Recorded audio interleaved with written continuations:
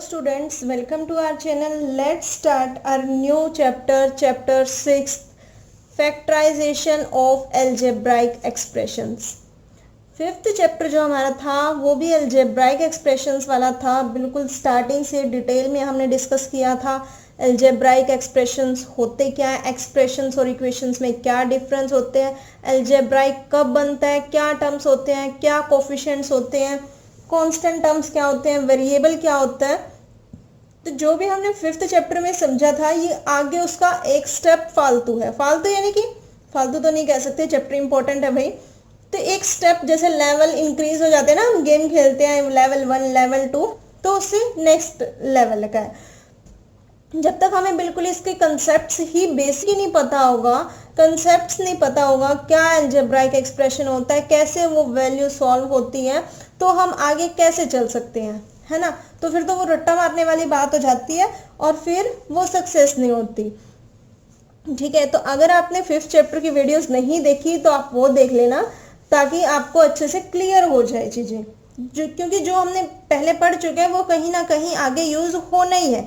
आप छोटी क्लासेस से पढ़ते आ रहे हो कि ऐसे प्लस करते हैं टर्म्स को, ऐसे सब्ट्रैक्ट करते हैं, तो आपको जब तक प्लस या माइनस नहीं आएगा, या ये कह लो जब तक आपको यही नहीं पता होगा 1 ये होता है 2 ये होता है, आप कैसे आगे बढ़ पाओगे.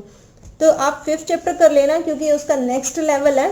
चैप्टर फालतू नहीं है, बहुत इंपॉर्टेंट चैप्टर है, बहुत लाइफ में बहुत यूज आने वाला चैप्टर है कि आपको ये चैप्टर पूरी लाइफ यूज होने वाला है अगर आप मैथ्स में आगे स्टडी करते हो तो. और जब तक आप मैथ्स करोगे तब तक ये चैप्टर तो यूजफुल रहने वाला ही है.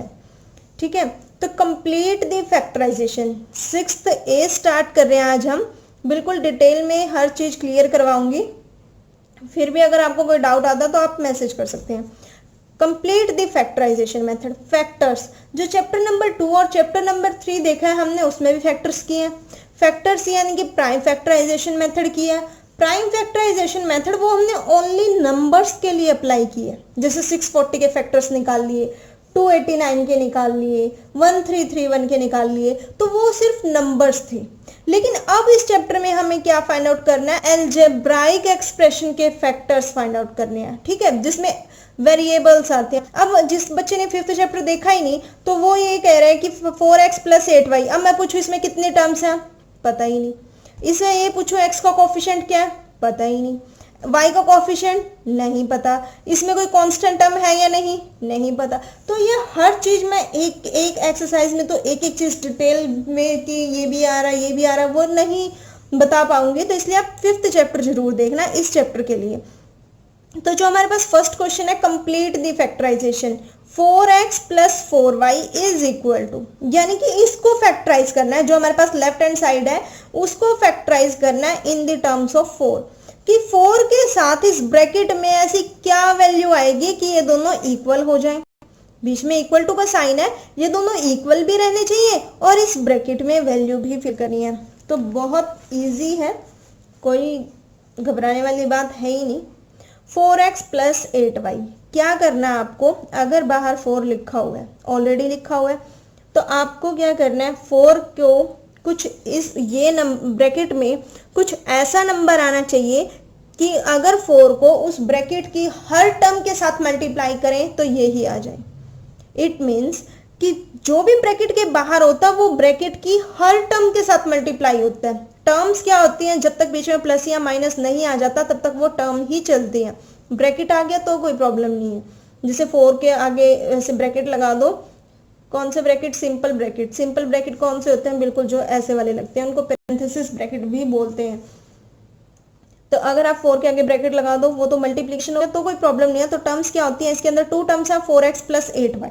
ठीक है, तो अगर 4 कॉमन ले लिया यानी कि इन दोनों टर्म्स में से कॉमन ले लिया, तो यहाँ क्या रखेंगे हम, x, और यहाँ क्या रखेंगे, 2y.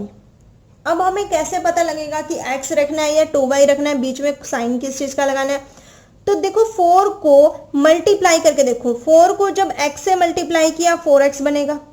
4 को जब 2 से मल्टीप्लाई किया 8 बनेगा, 4 2 = 8.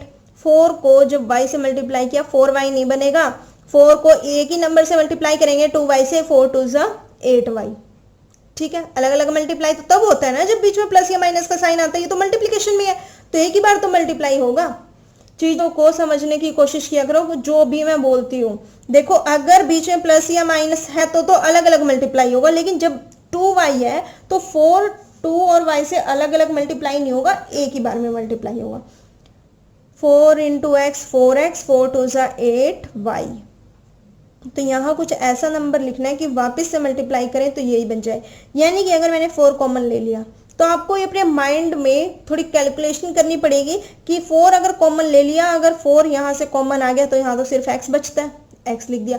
अगर तो ये देख लो ना 4y 8 को इस जो भी हमारे पास ये न्यूमेरिकल टर्म आती है तो उसको 4 से डिवाइड करके देख लो, 2 बचेगा। यानी कि 4 के टेबल में 8 कहाँ आता है, 2 पर 2 लिख दिया, y एज इट इज, है ना। अगर आपको डाउट होता तो अंदर मल्टीप्लाई करके देख लो, लेकिन हर टर्म से मल्टीप्लाई करना जब तक प्लस या माइनस नहीं आता। Next B part 9m-3। ये 3 कॉमन बुक वालों ने ही ले रखा है कि आपको 3 कॉमन लेना ही है। तो यहाँ क्या रखूं, देखो कैसे पता लगेगा, क्या रखूं यहाँ। 9 के टेबल में 3 कहाँ आता है, नहीं उल्टा बोल रही हूँ, 3 के टेबल में 9 कहाँ आता है, 3 पर, तो 3 रखा, m एज इट इज रखा, माइनस एज इट इज रखा, जो क्वेश्चन में वही साइन चलेंगे। 3 के टेबल में फिर ये 3 कहाँ आता है, 1 पर, तो 1 रख दिया। अब देखो मल्टीप्लाई करके 3 3 ज़ा 9 इंटू एम, माइनस साइन 3 1 ज़ा 3, ये आ रहा है। अब तो आपको आंसर पता लग रहे हैं। नेक्स्ट वाले में देखते हैं क्या हमारे पास सी पार्ट में। 5b² minus 20b is equal to 5b और ब्रैकेट है, ठीक है। तो 5 और b कॉमन लिया, 5b कॉमन लिया, इसके पास कितने b हैं, 2b हैं, क्योंकि b² को b मल्टीप्लाई b लिख सकते हैं ना। स्क्वायर वाले चैप्टर में हमने पढ़ा था b² को क्या लिख सकते हैं, b मल्टीप्लाई b। अब इसके पास 2b है, एक 5 है, 5 बाहर ले लिया, b बाहर ले लिया, तो सिर्फ एक b रह गया, बीच में माइनस का साइन। अब 5 के टेबल में 20 कहाँ आता है, 4 पर, और b तो इसका भी एक ही b था इसके पास, और वही बाहर रख लिया, तो नहीं रखेंगे ना कुछ भी। तो क्या आ गया, 5b ब्रैकेट में आया b माइनस 4। कैसे पता लगा, 5b को जब इससे मल्टीप्लाई करेंगे, 5 तो as it is, b into B, base same है, पावर ऐड हो गई, 2 बन गई, बीच में माइनस का साइन है, 5 4 ज़ा 20 और एक b है। आपको ये बहुत सारा काम लग रहा होगा कि ये भी करके देखना, ये भी करके देखना, लेकिन बहुत ईजी है, आप करने लगोगे आपकी प्रैक्टिस बन जाएगी, बिल्कुल 15 सेकंड से पहले आपका आंसर आ जाएगा। देखो next, -3ax plus 6ay is equal to, क्या कॉमन ले रखा है, -3a, ये कॉमन ले रखा है, -3a। तो इसके पास क्या क्या है, 3ax, यानी कि इसके पास 3b है और a भी है, तो x नहीं है, x यहाँ लिख दिया, ठीक है। माइनस माइनस है, माइनस तो बाहर ले ही रखा है, तो -3ax को -3a को x से मल्टीप्लाई करूंगी, यही बनेगा।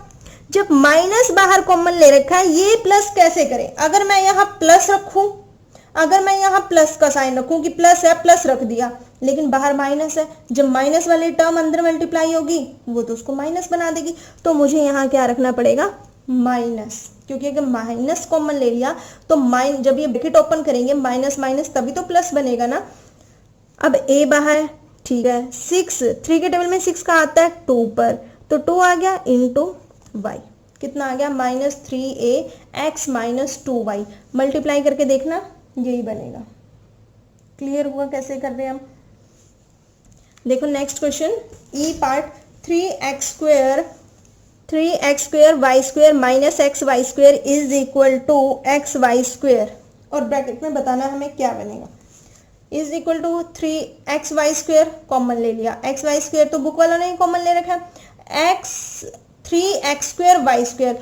देखो इसके पास एक तो 3 है, 2x है, 2y है, x² मतलब x मल्टीप्लाई x और y मल्टीप्लाई y, x बाहर है, 3 तो बाहर है ही नहीं, तो ब्रैकेट में 3 लिख लेंगे, x बाहर है, एक ही x तो बाहर है, x तो 2 है, एक x लिख लिया, y² दोनों ही बाहर है, दोनों बाहर है, यानी कि बन गई इसकी सारी टर्म्स, कंप्लीट हो गए। तो माइनस का साइन, माइनस xy² कंप्लीट का कंप्लीट बाहर है, तो यहाँ तो 1 ही रह गया, क्योंकि xy² को 1 से मल्टीप्लाई करेंगे तभी तो xy² बनेगा। आ गया answer. f part, 14a³ minus 7a² b², क्या कॉमन लिया, 7a² b। जब 7a² b कॉमन लिया तो देखो क्या हो गया, ये 14 था, 7 बाहर कॉमन है तो 7 के टेबल में 14 का आता है 2 पर 2 लिख दिया। इसके पास कितने ए है 3, यहाँ बाहर कितने कॉमन है 2, तो एक ए लिखना पड़ेगा। एक बी है वही बाहर कॉमन है तो नहीं लिखना पड़ेगा।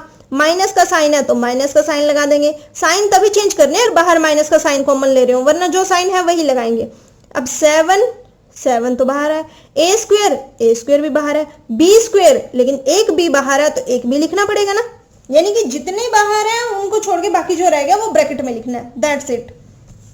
जी part minus X Y minus 3x, X minus X common लिया, देखो अब माइनस का x कॉमन ले रहे हैं तो इसके पास एक तो माइनस है एक्स वाई है, माइनस एक्स तो कॉमन आ गया, वाई रह गया वो लिख दिया। जब माइनस बाहर कॉमन ले रहे हैं तो साइन क्या आएगा प्लस का, क्योंकि प्लस माइनस माइनस होता है। अब देखो 3x है, 3 तो अंदर आ जाएगा क्योंकि बाहर क्या कॉमन है सिर्फ x, तो मल्टीप्लाई करेंगे 3x ही रहेगा। क्लियर हो गई बात।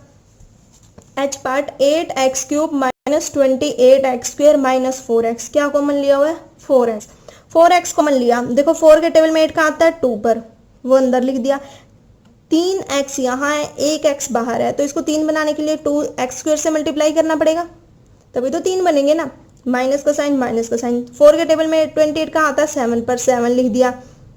इसके पास x स्क्वेयर है, यहाँ बाहर x है, एक x रह गया, एक x यहाँ रखना पड़ेगा। 4x बाहर है तो 1 रखना पड़ेगा, सिंपल सी बात है। अगर आपको ऐसे भी समझ नहीं आता तो जो कॉमन लिया हुआ है उसको अलग अलग टर्म से डिवाइड करके देख लो, अलग अलग टर्म से डिवाइड करके देख लो, जो आंसर आएगा वो यहाँ लिख देना। जैसे 8x cube divided by 4x minus 28x square divided by 4x minus 4x divided by 4x, तो 4 1 जा 4, 4 2 जा 8, एक x कैंसिल आउट होगा, या हम कह सकते हैं बेस सेम है डिनोमिनेटर में है तो पावर सब्ट्रैक्ट हो जाती हैं, ऐसी करते हैं तो 2x स्क्वेयर, यही बचा 2x स्क्वेयर यहाँ लिख दिया। इसको सॉल्व करेंगे, 4 1 जा 4, 4 7 जा 28, कैंसिल आउट हुआ एक x माइनस का 7x, ये पूरा कैंसिल आउट हो गया माइनस का 1। लेकिन अगर आप ऐसा मेथड करते हैं, ये तो हम लास्ट के चैप्टर्स में भी कर चुके हैं, है ना। अगर आप ये ऐसे सिंपल फैक्टराइज लिखा हुआ है और आप ऐसा मेथड फॉलो करके आ रहे हैं और लास्ट में आंसर ये लिख देते हैं कि फैक्टर ये आया, तो आपको नंबर मिलेंगे, क्योंकि फैक्टर तो आपका सही आ रहा है। मेथड तो उसने बोला ही नहीं कि इस मेथड से करो या इस मेथड से करो, उसने जस्ट ये बोला है कि इस ब्रैकेट को फिल करो जो फिल इन द ब्लैंक्स है, और आंसर सही आना चाहिए। तो आप चाहे इस मेथड से करो चाहे ऐसे कॉमन लेके करो, लेकिन जो हमारा ये चैप्टर है ऐसे कॉमन लेकर ही आपके क्वेश्चन जल्दी सॉल्व होंगे, वरना आपका टाइम बहुत लग जाएगा।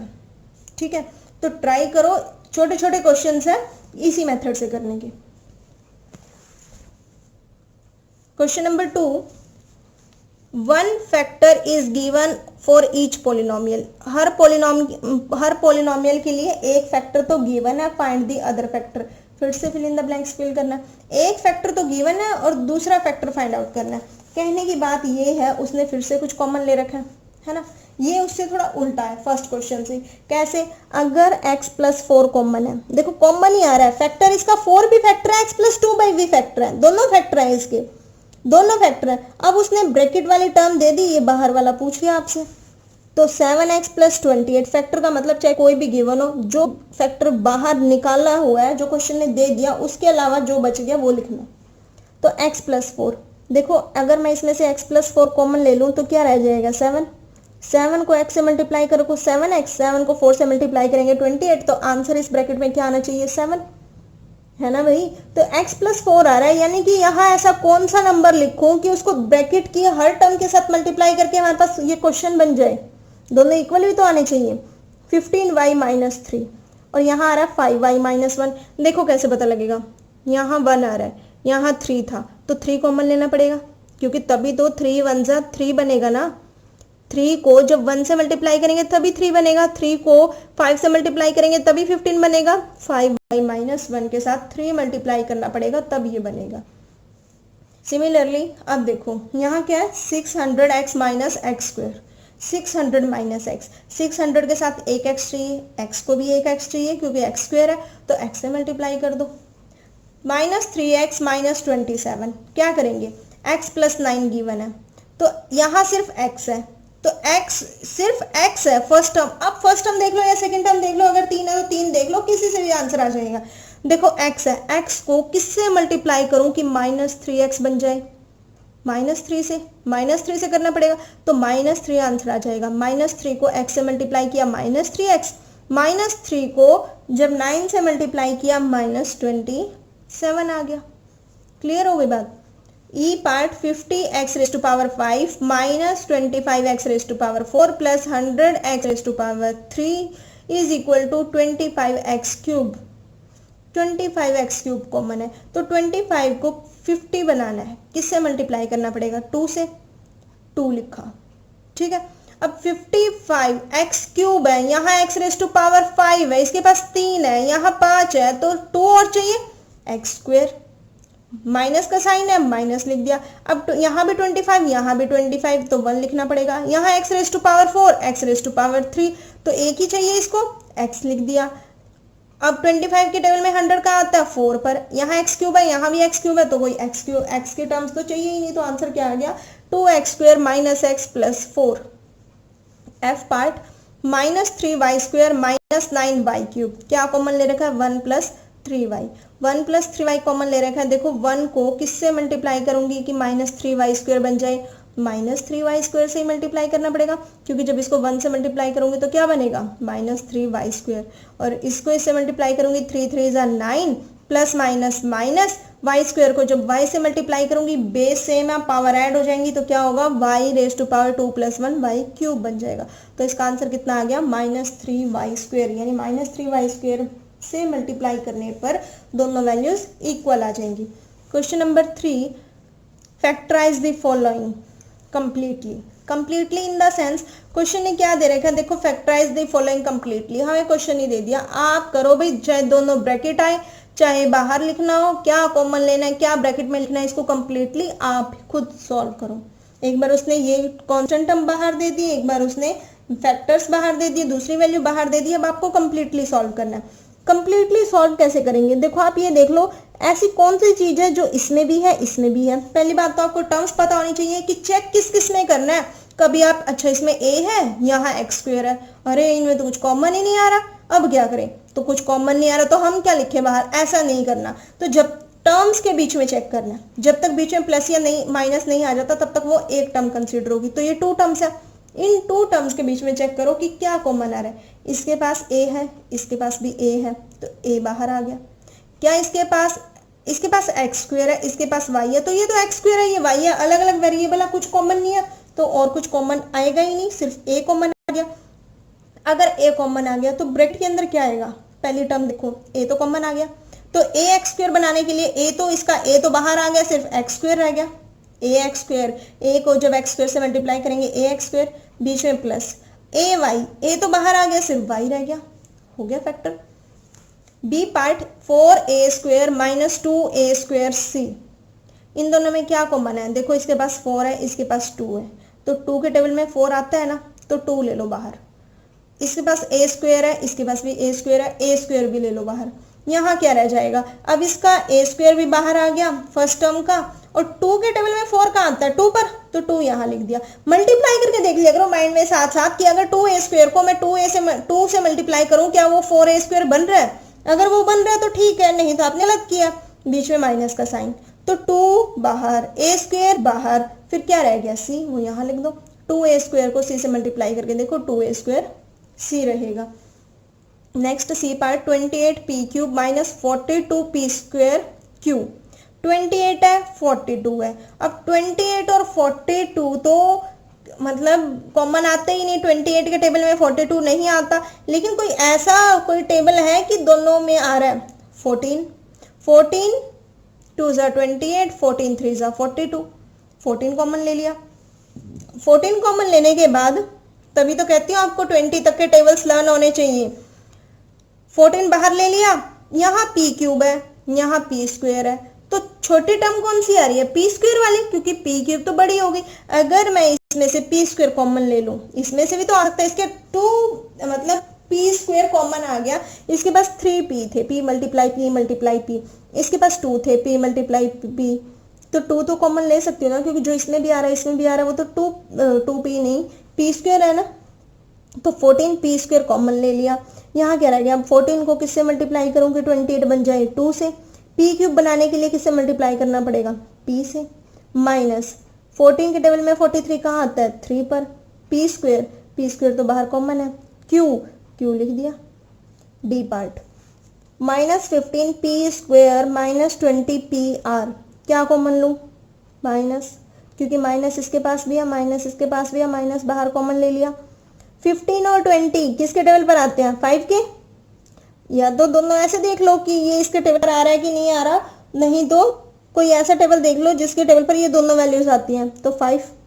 अब पी स्क्वायर और पी, छोटा कौन सा है, पी, तो पी बाहर ले लिया क्योंकि छोटे वाला ही बाहर लेंगे ना। अगर इसमें से पी स्क्वायर बाहर ले लो, इस बेचारे के पास पी स्क्वायर है ही नहीं, तो ये बाहर कॉमन कैसे आएगा, तो पी कॉमन ले लिया। यहाँ क्या रह गया, अब 5 को किससे मल्टीप्लाई करूँ कि 15 बन जाए, 3 से। अब इसको पी स्क्वायर बनाना है, एक पी तो बाहर है इसका, एक पी अंदर मल्टीप्लाई करना पड़ेगा। माइनस बाहर कॉमन ले लिया तो प्लस लिखना पड़ेगा, क्योंकि देखो प्लस माइनस माइनस तभी बनेगा ना। अब 5 को किससे मल्टीप्लाई करूँ कि 20 बन जाए, 4 से। पी बाहर है तो आर यहाँ लिख दिया, minus 5p into 3p plus 4r। Next e part, minus m square n minus m n square, minus minus m minus common ले गया, एम स्क्वेयर यहाँ एक एम है तो एक एम बाहर आ गया, एन एन स्क्वेयर एक एन है, यहाँ एन स्क्वेयर है तो एक एन कॉमन ले लिया, यहाँ से बच गया एम, बीच में प्लस का साइन, यहाँ से बच गया एन, क्योंकि बाहर माइनस कॉमन ले लिया इसलिए प्लस का साइन आएगा। F part 48 y raise to power 5 z cube minus 64 y raise to power 4 z raise to power 4। 48 और 64 किसके टेबल पर आ रहे हैं, 16 के टेबल पर आ रहे हैं। अब y रेज टू पावर 5 है, यहाँ y रेज टू पावर 4 है, कौन सा छोटा है, y raise to power 4। z cube है, z रेज टू पावर 4 है, तो कितना आ जाएगा, z क्यूब, छोटे वाला कॉमन आएगा। अब 16 को किससे मल्टीप्लाई करूं कि 48 आ जाए, 3 से। y रेज टू पावर 5 था, 4 तो बाहर आ गया, एक y रह गया तो y से मल्टीप्लाई कर दिया। z क्यूब, z का क्यूब तो हमने ऑलरेडी पूरा बाहर ले लिया है, तो उसको मल्टीप्लाई करने की जरूरत ही नहीं है। बीच में माइनस का साइन एज इट इज लिख दिया। अब 16 को किससे मल्टीप्लाई करूं कि 64 बन जाए, 4 से। y raise to power 4, y raise to power 4 ये तो पूरा का पूरा बाहर है ही। z रेज टू पावर 4 तो किससे मल्टीप्लाई करो इसको, एक z से मल्टीप्लाई करना पड़ेगा, तभी z रेज टू पावर 4 बनेगा, क्योंकि क्यूब बाहर है, 3 बाहर है, एक z से मल्टीप्लाई कर दिया। G part 21y cube minus 14y square minus 7y। तो देखो ऐसा कोई टेबल है कि तीनों कॉमन आ जाए, 7 का टेबल, क्योंकि 7 के टेबल में 21 भी आता है, 14 भी आता है, 7 भी आता है।